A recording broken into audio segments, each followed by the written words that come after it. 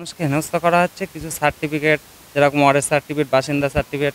আমরা মেম্বার হিসেবে আমাদের যেটা কর্তব্য আমরা লিখে দিচ্ছি, তারপরে সেই কাগজগুলো নিয়ে দীর্ঘদিন পঞ্চায়েতে রেখে দেওয়া হচ্ছে, দিয়ে সেই মানুষগুলোকে ডেটের পর ডেট দিয়ে হেনস্থা করা হচ্ছে।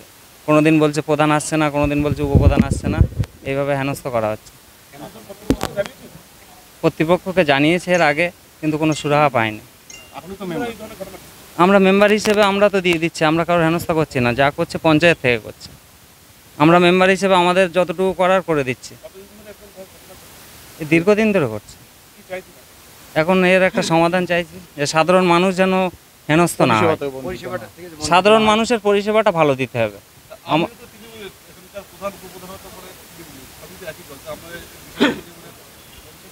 এখানে তৃণমূলের কোনো ব্যাপার নেই, আমরাও তো পরিষেবা দিচ্ছি, আমরা মেম্বার, আমরা চাই সাধারণ মানুষ ভালো পরিষেবা পাক, এটাই ব্যাপার। প্রধান দিচ্ছে না, সেটা প্রধান বলবে কেন দিচ্ছে না, কি সমস্যা না। দলের বিরুদ্ধে আমার কোনো ক্ষোভ নেই, আমার সাধারণ মানুষ, আমার গ্রামবাসী যেন ভালো পরিষেবা পায়, এটাই আমার বলা। হ্যাঁ, আমি তৃণমূলের মেম্বার। হ্যাঁ, পঞ্চায়েতে বিক্ষোভ দেখাচ্ছি, দীর্ঘদিন ধরে চলে আসছে এই প্রবলেমটা, তাই